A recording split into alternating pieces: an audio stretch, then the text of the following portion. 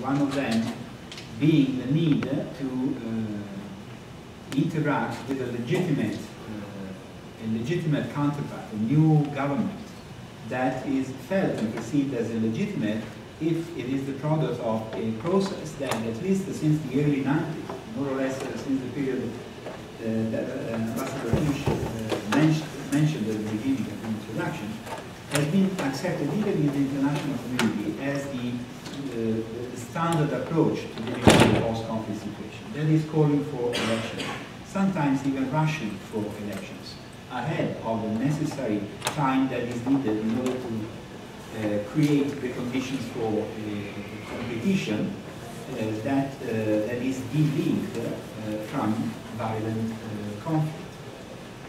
Because that is what democracy is about. Democracy is mainly and primarily about competition. And if in a post-conflict situation that competition is still spelled out with the language of violence, it will be very difficult for the political actors, especially those political actors that have been warring parties in the conflict, to make use of the syntax and the language of democracy without resorting again to violent means. Hence, there is a greater interest when talking of electoral processes in Africa in the election-related violence. And sometimes, I must say, there is a certain superficial judgment that equates electoral processes in African countries with processes that are basically violent processes where violence emerges and it's difficult to manage or even to prevent. And I think that there are instead success stories in electoral cycles in African countries that have been able to let's say, to succeed after the second or third election, especially after a violent conflict, without resorting to violence. And you asked us about success stories. I would like to mention South Africa in that respect, because it is normally considered one of the greatest success stories in the last decades. Let us look at South Africa in a way that may allow us to pick a few issues that may be of interest for the debate. One is the fact that in South Africa a dialogue on the constitutional process took place, which tried to be as inclusive as possible. And still, until the very last minute before the first three elections, some actors did not participate, did not accept to participate into that process until the end. In my office, I have framed a ballot box, which is the ballot box, the first free elections ballot box from South Africa. If you look at it, you will see that at the end of the list of political parties, there is a sticker that was added after the ballot boxes had been printed. And therefore they had to really glue this sticker, which represented the last actor that eventually bought into the process. After, I think, after the deadline for producing the ballot box, Mr. MOV003. Now, that is a very indicative symbol of what a constitutional and electoral process is about. It is not about technicalities. It is eminently a political process in which need for leadership, as well as a good understanding on the structural conditions that are, let's say, creating the environment for a successful mediation and transition are at place. You need, in such a process, leadership like the one of Mandela, leadership like the one of de Klerk on the other side, and at the same time, an understanding of the fact that the time is over and you need to strike a deal, and that deal has to be sustainable. I think that the democratic dimension of these processes should combine the short and the long-term perspective And in the case of South Africa, it was able to do so, with all the contradictions and difficulties that you may face in the long haul. I think that the same example gives us also some hints on the importance of institutional design. For example, the design of the political party system or the design of the electoral system. And the fact that there are different legacies that have to be taken into account. In Africa, political party systems have been influenced by history, by the legacy of colonialism on one hand. They have been also influenced by the drive to nation building and the creation of one-party systems that were considered as a way for creating a feeling of national identity beyond the differences that existed at the level of ethnic or tribal identities.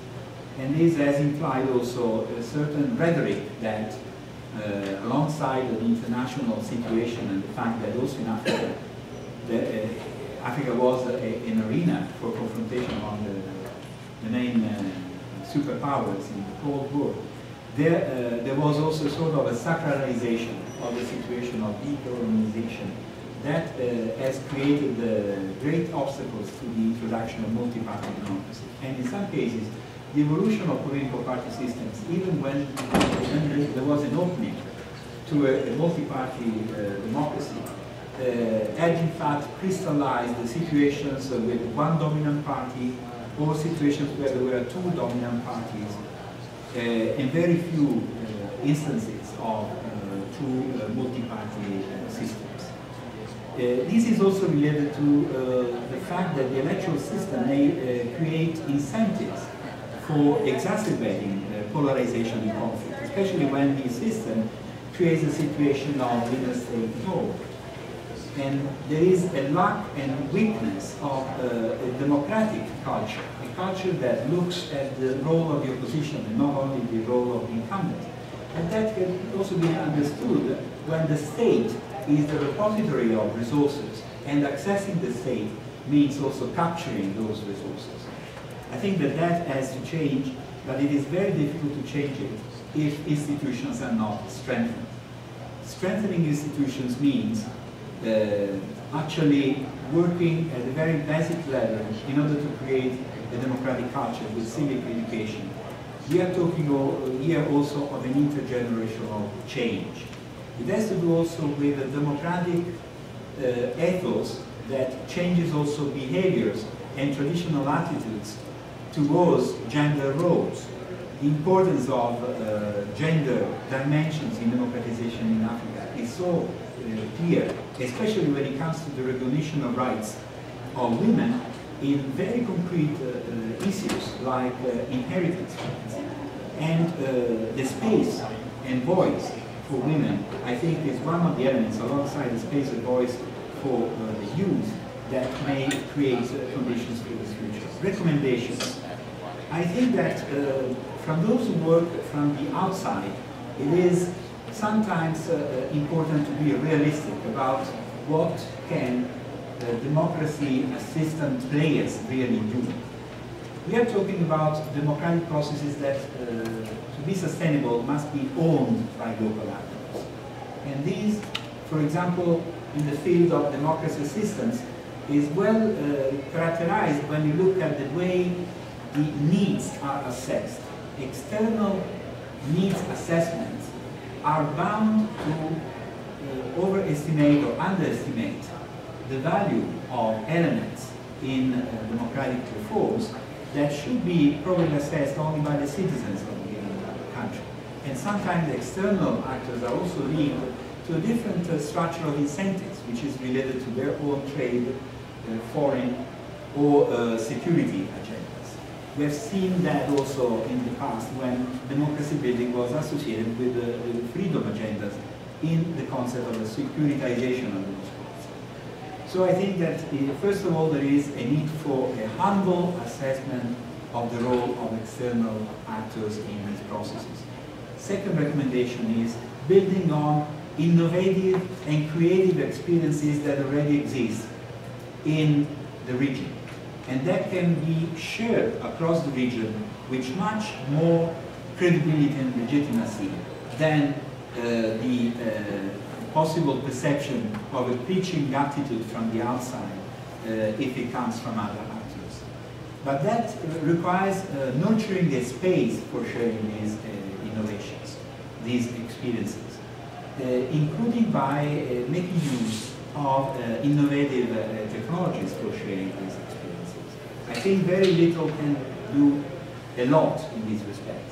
My experience is that practitioners' networks may actually share experiences in creating local and strengthening local capacities for conducting elections through, for example, tools like Bridge, which is a partnership created by the UN, International IDEA, and other leading actors in the field of democracy systems. Similarly, experiences may be shared in how to run elections when issues of conflict are really greatly at stake. I can give you the example of the involvement of General Sangaré from Mali in the electoral process in Guinea, at the request of the Guinean authorities. Given his experience in Mali and his reputation in Mali, especially assessing the risks of violence that were related to the actual implementation of elections, with a great emphasis on the role of the security forces in the country.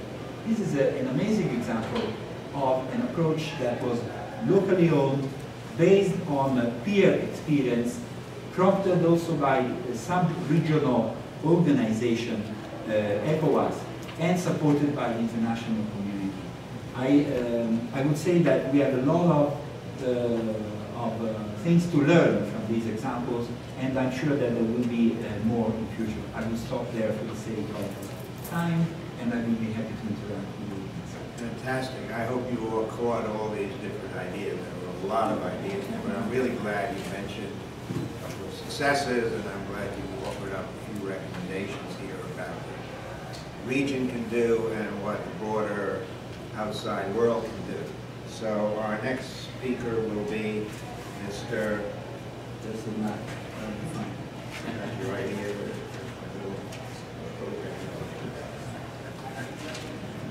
Yes, in that. Matt. Yeah, please. Thank you. All right, thank you, Ambassador. Let me first of all thank the organizers also for inviting the Africa Center and myself to this event. Mine is going to be just 4 points that I want to touch upon, because I really like the Q&A. First of all, there's one issue that I've been struggling for quite a while, and that's the one of methodology. What I mean is, I think for quite a while, we all are talking about democracy, democracy, democracy, as though we have the same definition of what democracy is. Just like you go back to the 60s, how independence was viewed in quote unquote, and nobody unpacked what independence meant. It seems to me we are right on the same kind of path again. What is democracy? And what I'm going to do is, briefly, I don't want to sound like a professor here, but there's a distinction to be made between epistemology and ontology. Epistemology is how you acquire knowledge. Ontology is what is that knowledge that you want to acquire. And I don't think African leaders in the 1990s, when Mitterrand and others said democratize, anybody kind of thought about it and said, what is this? What is democracy? What do they want me to do? It seems to me they just embark on democracy without really unpacking what it is. The reality is that 20 whatever years after, we are still struggling. African leaders are still struggling. We are struggling for a couple of reasons. I'm not even sure it is the interest of those who are asking, promoting, calling for democracy to have genuine democracy in the country. I'm not even sure about that. Because when you think about how international relations work, why should I want you to have genuine democracy where your institution might be preventing me from reaching my goal, the national interest goal. But that's one question that we need to kind of ask ourselves. Those who are promoting, first of all, can democracy be promoted? I mean, there are so many issues out there that we need to read. So I just want us to think about that methodological issue that we have been kind of, so we never really resolve it. Okay. Second, what does democracy mean? And for that, if you go back into history, since the 5th century, there have never been any scholarly consensus on democracy. Well, ideally, you talk about kratos and demos, authority to the people. Who are the people? Way back in Greece, the people did not include women there. And yet, without women, you don't have the kids. Until further notice at least. So that's what we need to think about. Here you have a system that is excluding those who are supposed to bring human beings on earth. Okay? You have a power by the people in contrast with the rule by the few, oligarchy. You have one individual monarchy or tyranny. You have the gifted aristocracy. Disagreement about the essential element of democracy. How should we rule? Decide who the people are. How the people should rule. Direct democracy, liberal, representative, constitutional. You have all kinds of things going on. And in fact, if you look at history, you have several members of the Western canon who never agreed on what democracy should be. I mean, Plato, for example, condemned democracy and said that it corrupts public speech and rhetoric, and rather suggests the philosopher king, meaning somebody who learned in philosophy and war. That's what Plato wanted. Aristotle favored polity, and polity to him was a mixture of democracy and oligarchy, because polity checks the tendency of the few to exploit the many. You go to Cicero, which is a Roman statesman. Democracy was a disaster. So he suggested a theory of a mixed regime. Thomas Aquinas believed that democracy was against the natural order and rejected in favor of a limited monarchy. Hobbes clearly favored monarchy because he believed it was the form of government most likely to produce peace and security. And Jean-Jacques Rousseau, that we all know, equated democracy with an elected aristocracy, recommended a social contract through the general will of the people. Even our wonderful Abraham Lincoln's definition, government of the people, by the people, for the people, November 19, 1863, the people still remain undefined.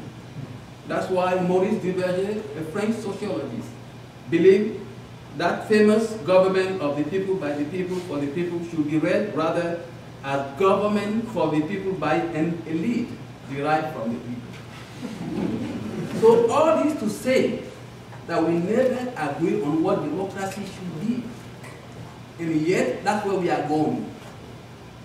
And if you don't know where you are going, any road will take you there. So we shouldn't be surprised on the continent why democracy is facing the problem that it's facing.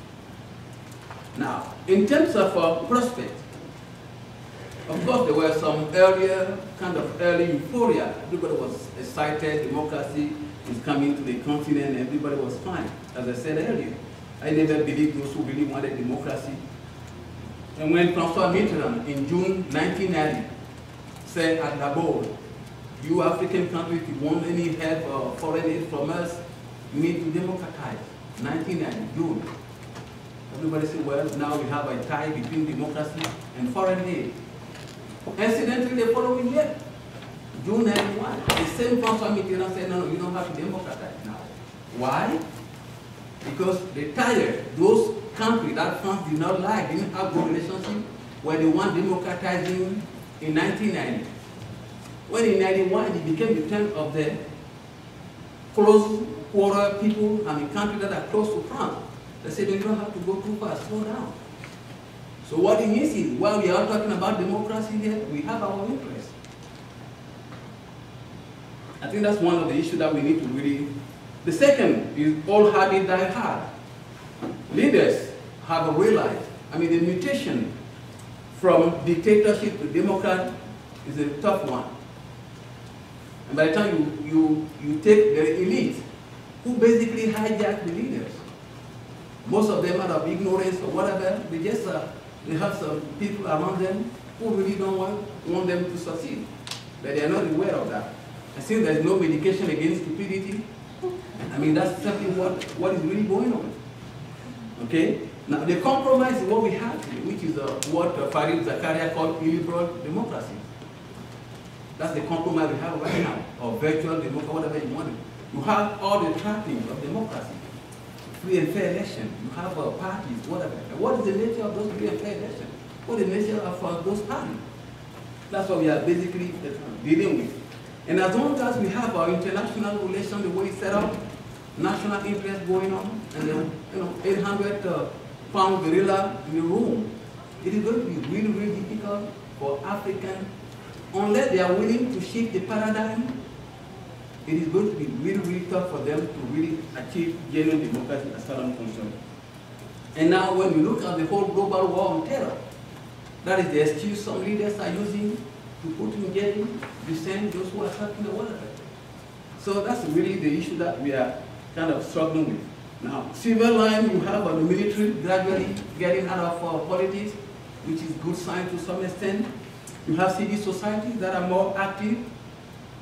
Again, sometimes you have the government creating civil society, which is kind of funny if you ask me. Because civil society is that buffer. Those, I mean, people who are supposed to, they should be able to say no to both states and society. These are people who have, they are not hungry or whatever, they can have the nerve to say no to either. In some African countries, the government is setting its own civil society. Go figure. Now they have a youth that they are simply fed up. That's one thing that the old guard is having a hard time understanding. Those who are 25, 30 can no longer understand it. Growing up, they were told, if you go to education, you do well in school, or you have your degree, you're going to get a good job and everything is going to follow. In this wonderful country also, by the way, we have the same problem. And people are seeing the gap between have and have not growing. And yet they are doing all what they were told to do. You have frustration. That's why you have an Arab Spring, quote unquote, which, by the way, was going to Sub-Saharan Africa way before. When 1990s, I mean, you have a Sub-Saharan Africa democratizing, quote unquote. I mean, the pattern we are observing now, they didn't move. And in fact, it was in the interest of some power not to see them move, which is what I was alluding to earlier on. When you have pressure on West Africa or Sub-Saharan Africa, you still have some dictators. I mean, Egypt until a few months ago was a solid democracy, quote unquote, according to some. The French view Tunisia as a wonderful, democratic society, economically viable, quote unquote. Why? Because it is the interest of France to say that, interest of the US to say that. That's simply what it is in reality. Now, in terms of this wonderful Arab Spring, one needs to go back to what the common threats are, or the backdrop against which you have those events occurring. Longevity of leaders, people who have been there for ages. Okay? Meaningful election. Although one cannot equate election with democracy, when you have a meaningless, rather, election, you have a shrinking political space. Okay? So when we did our work on this project, we look at some triggers and drivers. And expanding information and communication technologies happen to be one of the positive things if you really want to see that trend continue. Having stronger civil society is also good, the wonderful driver. Emerging institutional checks and balances. We also have a rapid urbanization and youth bulge, rising regional and international standards. These are things that can help. And we do also have countervailing forces to be neutralized. There are certain things that need to be kind of countered otherwise, and one of them is the whole neo-patrimonial legacy. In a way, if you go to the continent, normally when you think about politics, etymologically you are talking about politicos, meaning polis and ticos. How do you manage the city for the welfare of everybody? That's what politics is supposed to be about. But when you observe on the continent, people go into politics to get richer. And until that paradigm is shifted, it's going to be very difficult to achieve anything else. If you are going in not to help your people, if you are going not to manage the common good, but for your own pocket, it is going to be very tough to have a different scenario from what we are seeing on the continent right now. Okay? Now, you have weak political parties that I talked about earlier. You have the whole security sector, which is politicized, unhealthy civil-military relations, instead of the military or the police having the loyalty vis-a-vis the state or constitution. They have them to payment in to the leader, quote unquote. If you have that, you do according to the wish of that person as opposed to what the constitution is asking you to do. Okay? Now, impact, before I come to recommendation quickly, we have a renewed push for democracy. There's no question about it. What is going on in the north of the continent is galvanizing, Africans, seem to be jump-starting the stalled democratic transition before. We have people expecting more robust democratic environment, stronger momentum for greater self-governance, transparency, and state adherence to the rule of law. Arab Spring has clearly undercut the viability of autocratic governing models. And in fact, I think last week you have Obiang Nguema, the president of Equatorial Guinea, after 32 years in power, has finally allowed a referendum to have a more open, quote unquote, half-term limit that unfortunately doesn't apply to him. Well, that's what is really going on. You make the rule, but after you are dead before the rule. So in conclusion, before conclusion, just recommendation. Yeah. To make the conclusion, then we'll... Okay, recommendation. Now I can recommendation and just forget about the conclusion then. We need to have regional and international partners place premium on legitimacy. Have strong institutions instead of strong men or women for that matter. Strengthen civil society. Support expansion of information technology and make sure we have the whole security sector being loyal to the state as opposed to human beings. And I thank you. Thank you. Matt's been involved in this report put out by the African Center for Strategic Studies where he works, called Africa and the Arab Spring, a New Era of Democratic Expectations. So beyond our discussion today, you can all download this and read it, which I commend to you to do. So, please. Thank you very much. Going last, I'll make sure to make it crisp so that there's no question, nobody falls asleep. What I would like to talk about is one slightly more specific issue, which is the issue of oil and gas in Africa. I think it's a very interesting issue with respect to conflict and democracy, because on the one hand, of course, if you think about democratic modes of deliberation in society, could be a way to manage the conflicts that are often associated with natural resources, and oil in particular. On the other hand, we know that oil and other resources have a very corrosive effect on democratic structures and often provoke violence. So it's a very touchy issue in that respect. It's an interesting time to talk about this because, as you know, many African states are experiencing a real oil boom at the moment, and the number of oil producers in the continent continues to expand. So we'll be able to, from an academic perspective, make some very interesting observations, I think, in the future, in particular because some countries are becoming oil producers that are seen as having somewhat stronger institutions. I'm thinking about Ghana, perhaps.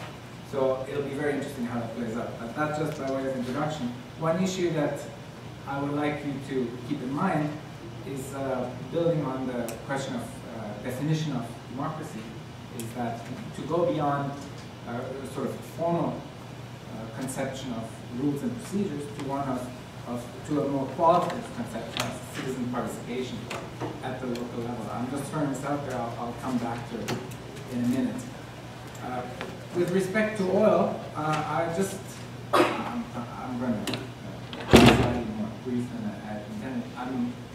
I like to just sound a slightly cautious note with respect to the chances of democratic deepening in oil states, because so far, unfortunately, the experience is not very encouraging. In all states, we've witnessed a restriction of political space, less rather than more political public deliberation. And even when there's elections, oftentimes we find that there's substantive lacks in participation and genuine quality of participation in the process. And of course, oil is a key matter of state that's often beyond discussion. And oftentimes there's a lack of socioeconomic trickle-down. So people in oil-producing areas, the general population has very little benefit from the revenues that accrue at the center. And that by itself already tells you that there's clearly a lack of voice for people to influence decisions that are relevant to budgeting. This is usually explained by the resource curse thesis. You all know about that. I won't go into it, but I would like to draw your attention to the fact that oftentimes when revenues accrue to the government, of course the government is more capable of mounting effective repression. So it's not a question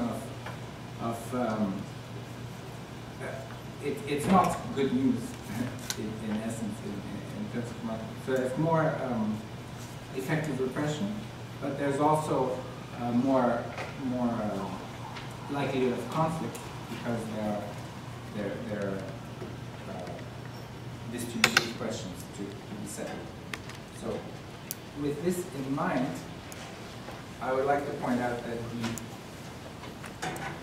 the debates that are happening, the policy debates on this issue, on conflict, democracy, in the context of revenue management, often focus on politics at the central level. So we're talking about transparency, we're talking about capacity of government's institutions, but we very rarely talk about citizen participation in deliberating budgetary allocations, and also in mitigating conflicts that occur. And one very good example of that, of course, is the Niger Delta. I was going to, this is where I've done my field work, so I was going to give you some more background, but I think I skipped that in your interest. And I will just point out that obviously it's a very, very conflict-ridden area. It's one where people have basically no benefit from the oil that flows literally under the houses.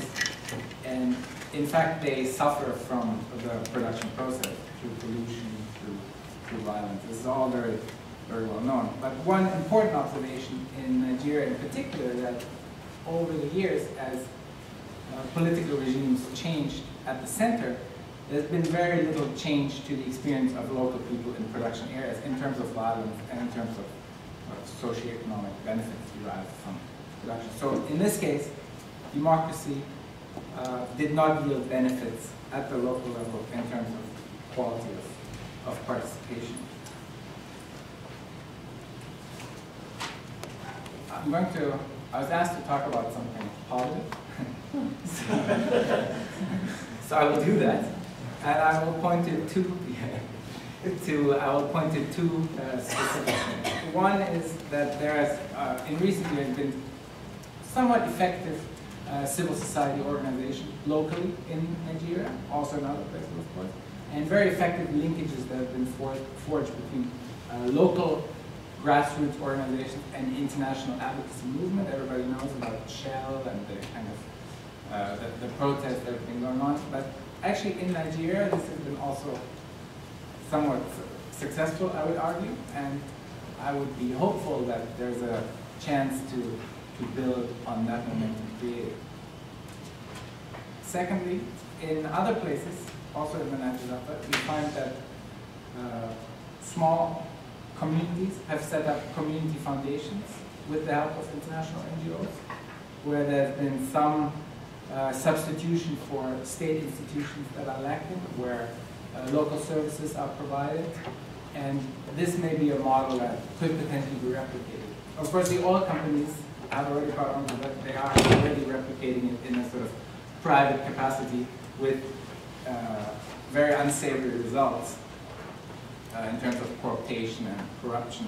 But the model is there, and we can go into more detail if you like in question and answer. So, by way of conclusion, I would say that what is to be done in the words of Lenin.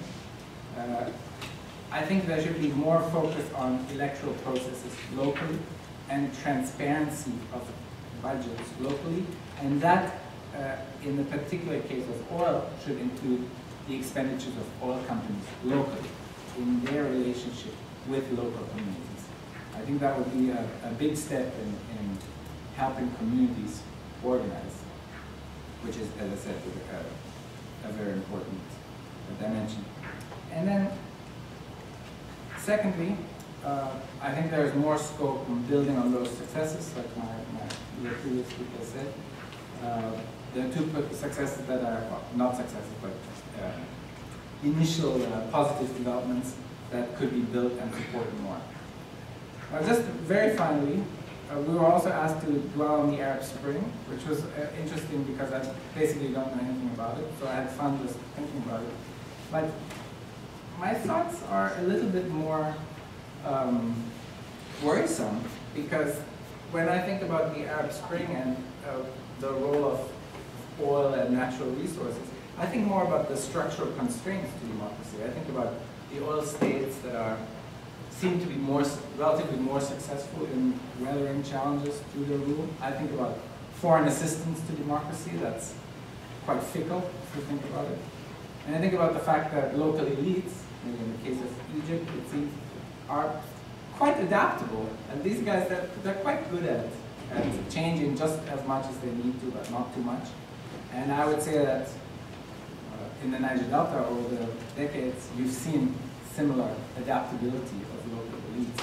So I'm not quite sure what to make of it, but I'm not sure that the Arab Spring is very applicable to the context that I've talked about in a positive way. Thank you very much. Very good, thank you. We heard a lot of challenges here, a certain amount of uncertainty. The future is always uncertain. Some suggestions here of things that can be done locally, the things that can be done to bring the peacekeepers and the state builders more closely together, some suggestions about what can be done to limit the power of the old elites and strengthen civil society. Those are the ideas that I've heard here. So let's take, my thought is to take 2 or 3 questions at once from all of you. So if you could identify yourself and have a sort of question, that would be just great. And I guess you're going to have to speak up. We don't have any mics, but you can just speak up. And tell us where you're from, if you would be good enough to do that. Thank you very much. My name is Collins. I live in the Niger Delta area of Nigeria. That's Correct. I have a question for you, and but I first will start with Dr. Matt. I think based on our experience back home in Nigeria, looking at what does democracy actually mean for us. We started in 1960 with the parliamentary system of government. And then after the coup, we went to the presidential system of government, which we're presently practicing. But has that brought peace? Has that brought development? No. So for me, I tend to agree with you that maybe what we need in Africa or in Nigeria and other parts of Africa is a system that works for us. The presidential system of government which we're practicing in Nigeria is a disaster because it takes the economic, if you check the amount of allowances for the parliamentarians, the House of Rep and the senators, it is alarming. In a country that is filled with so much poor people who cannot eat, they're paying so much amount of food to do nothing. So why should we practice this so-called presidential system of government that adds nothing to the value of life to the common people? So I think I agree with you, Salim, that countries need to actually determine what is democracy for them, based on their historic context, based on their social context, based on what is real to them, not some imported theory that is not working. Right. So you have questions specifically? Yes, that's the comment. I have the questions for. I want to give other people a chance. My question in terms of the oil and gas, I heard about, if you look at the success stories based on the Western concept, Uganda, Ghana, what's the 10% to 50% of their budget comes from Western aid, and this is the model which we're supposed to adopt as a model that is working. Do you think that is sustainable? Look at then coming to the Niger Delta, just please ask the question. I'll ask the question. Here. Rather than Then the making- second question I'm asking, looking at the Niger Delta, and then looking at the model, looking at what's happening in Niger Delta, the role of the oil company, and the conflict, we're talking about conflicts in the democratic setting. The role of the oil company in instigating and bribing corrupt officials. What do you think, the international community can do to check the excesses of the oil company? Because if you look at what happened in the Gulf of Mexico, $20 billion was put aside for remedy in the Gulf of Mexico. But nothing has done in the Niger Delta. For 50 years, we have only environmental pollution. Nothing is done. Okay, terrific, very good. The lady here, please. Yes, my name is Sarah, and my question is Dr.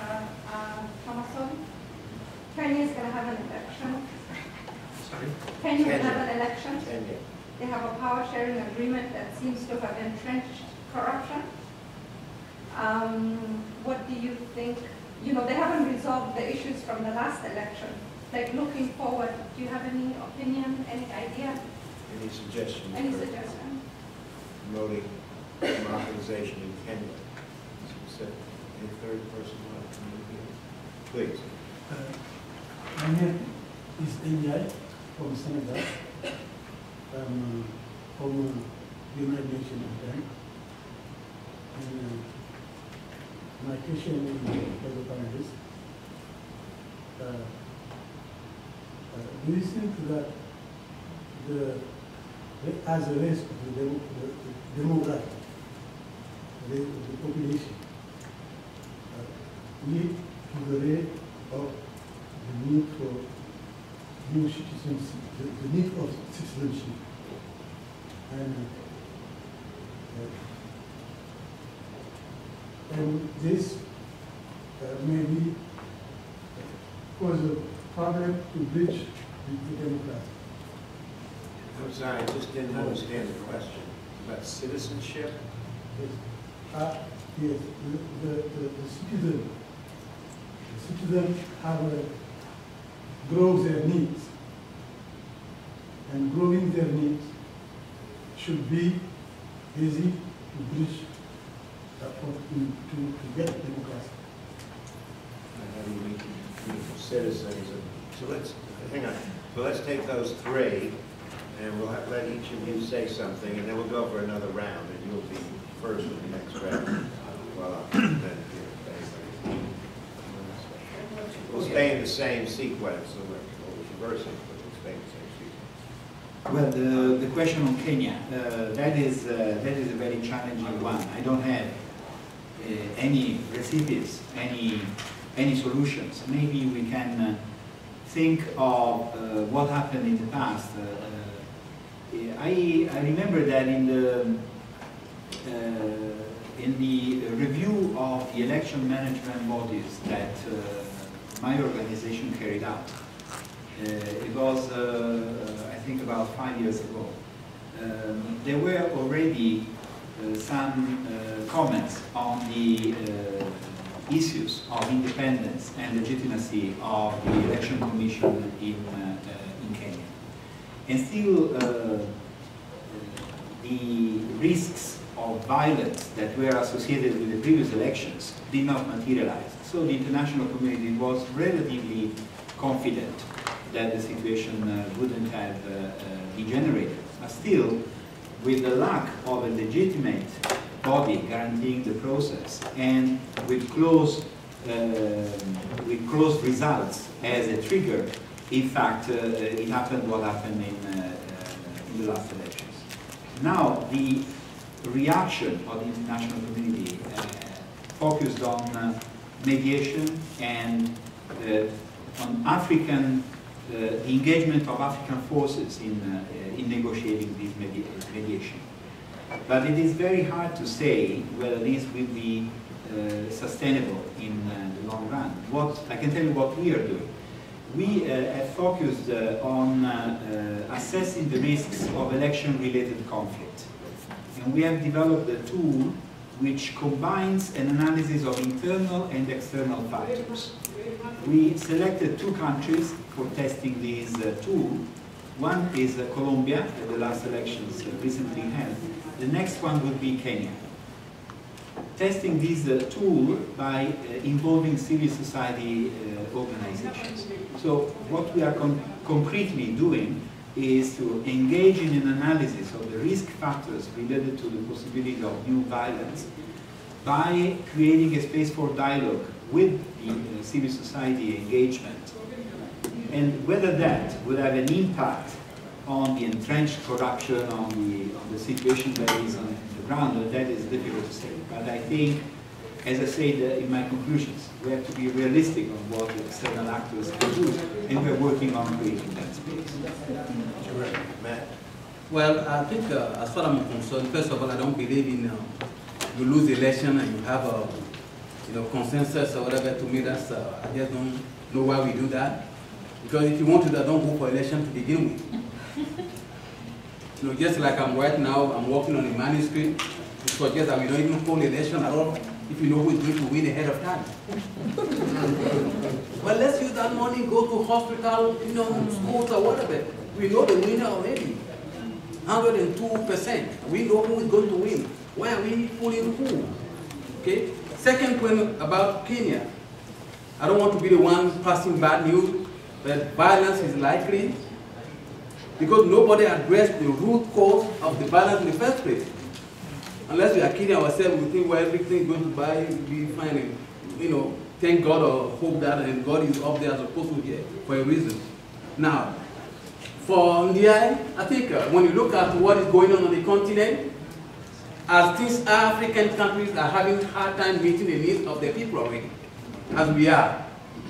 Okay? And when you look at the statistic, in the West you have 2.2 children rather per woman. In Africa you have 6.5. That's it. If you are having a hard time now, and you see globalization, all the problems going on, what is happening in those who used to give us, what is going on in their backyard, you don't need to have a PhD to know what is going to happen like 15, 20 years.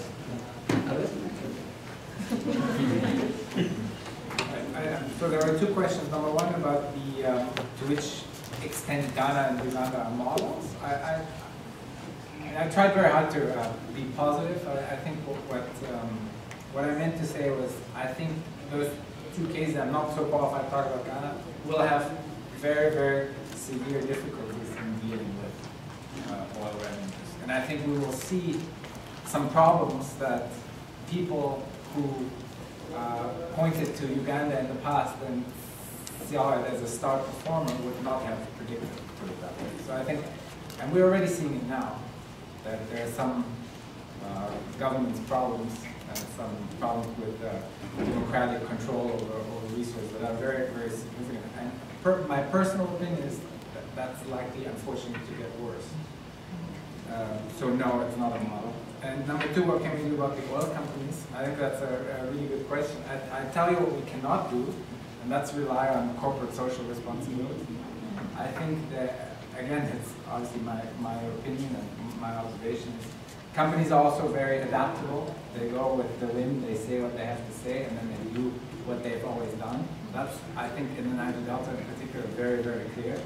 And interestingly, it's also black and white in some of the WikiLeaks memoranda. There's one in particular where somebody very senior from Shell says to the US ambassador, "We've got those guys in the bag, just no matter what we say." So I think that's very clear.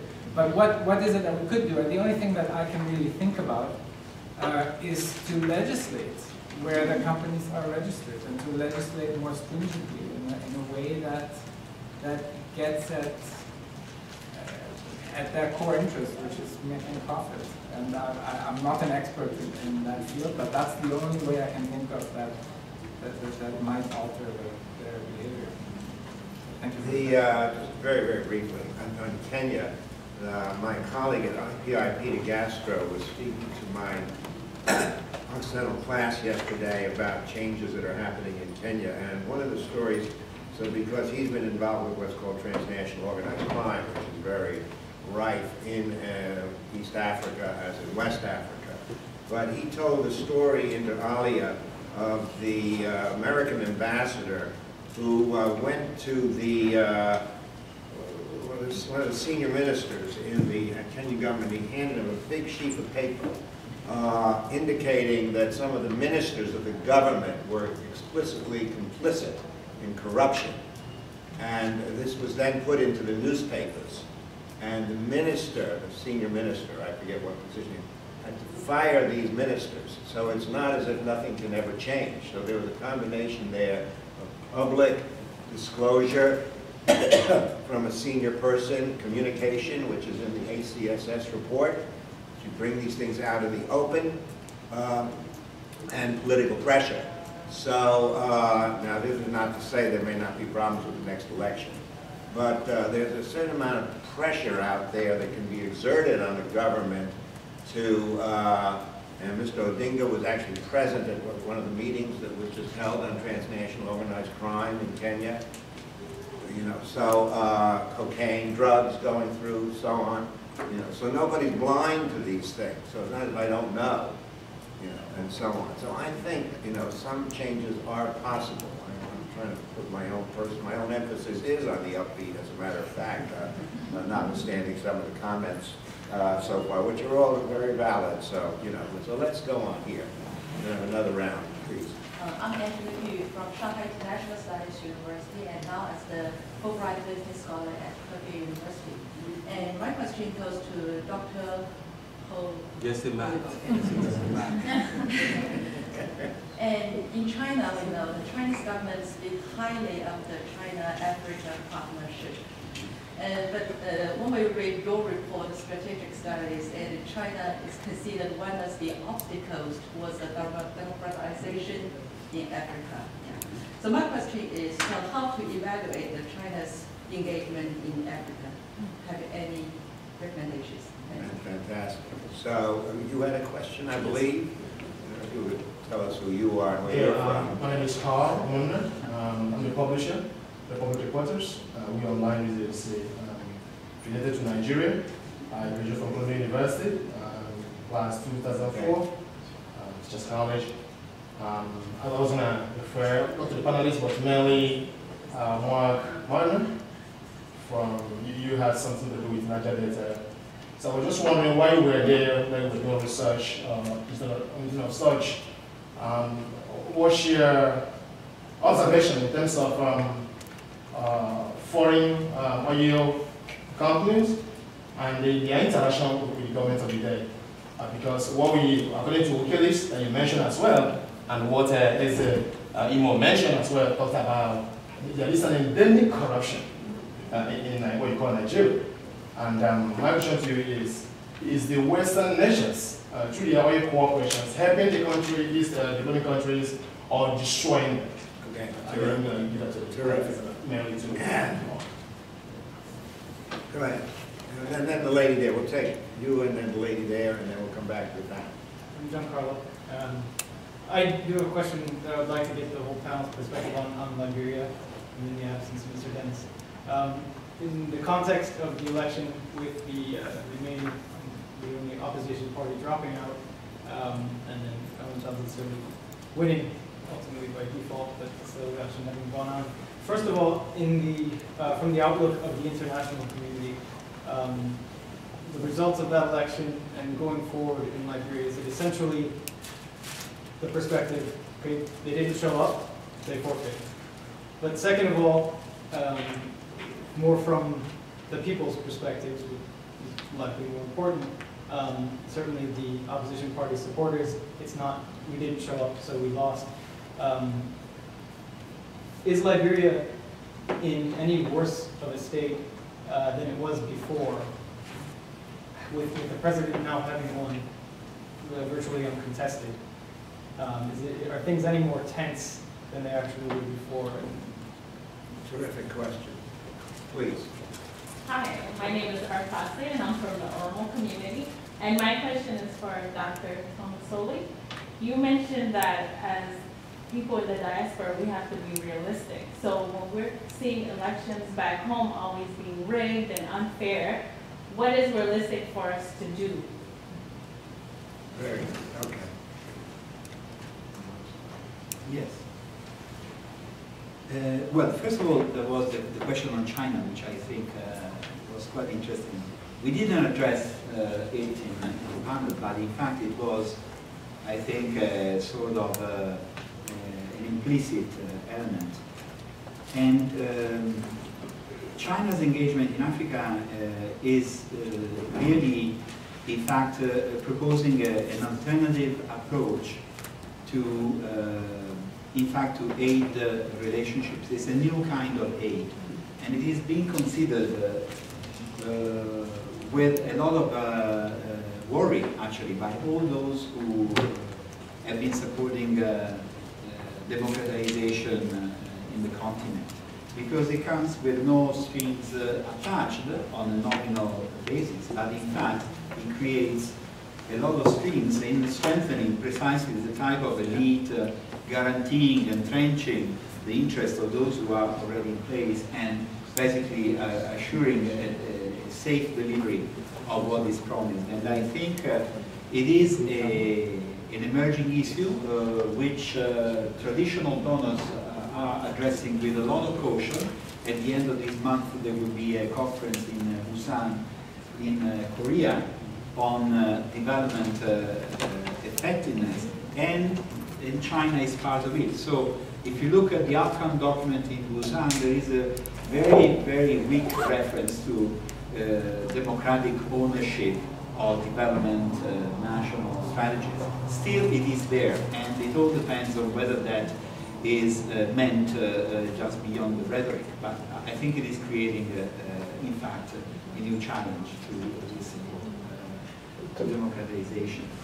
And the question on realism, when I was talking of realism, I was talking of external actors from foreign agencies, let's say, those who are supporting democracy building from the multilateral community, etc. But you added actually a very interesting dimension, which is the support of diaspora, which I do not consider as a foreign element, but still it is not in the country, and meaning that that should also be considered in with a grain of realism, because they may play, diasporas may play a very important role because they can mobilize resources, intellectual resources, financial resources, political resources in terms of pressure, support.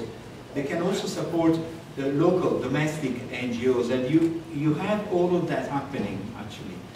But the diasporas are often, it is true that they are often no longer domestic. I mean, they keep relationships, but they live in a different context, in a different environment.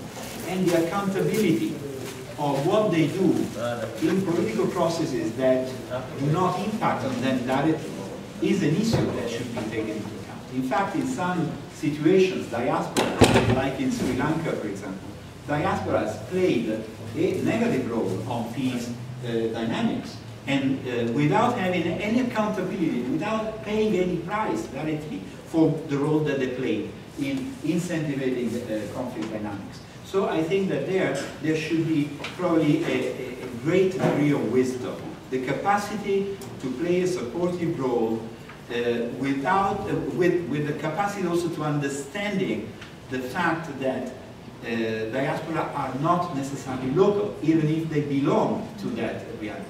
And of course, there are other ways of impacting when there is a space for voting from abroad, but that is not what you were referring to. Okay. Well, for the Africa-China relation, I understand why China is happy, of course. The question is whether Africans are happy. Okay?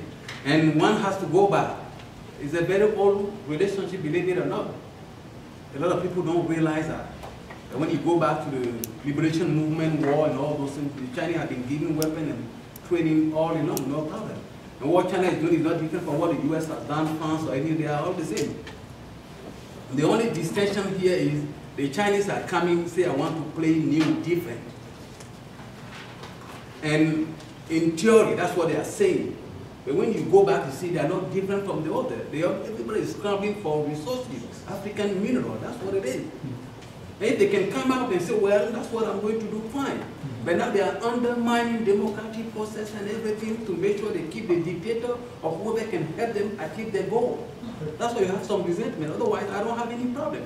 If they can come, like the Chinese have built a stadium in Benin, for example, 1983. You still have Chinese in Benin right now to maintain that stadium. They don't train anybody to continue when they are gone. That's not relation. I mean, anyway, that's why you see people kind of resenting. Some of them are happy they are coming.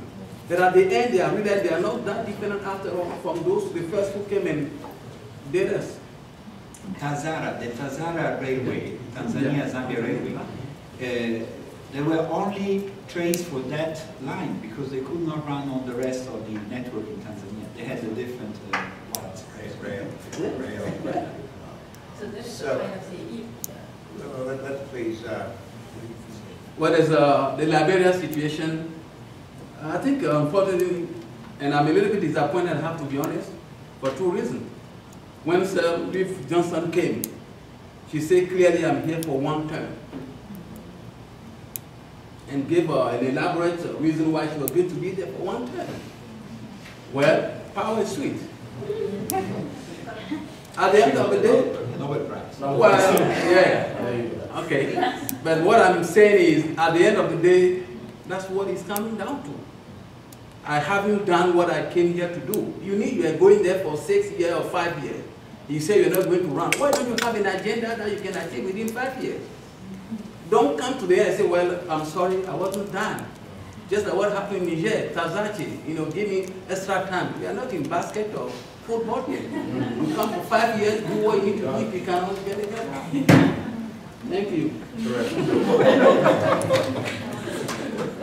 So the question is, are oil companies helping or destroying?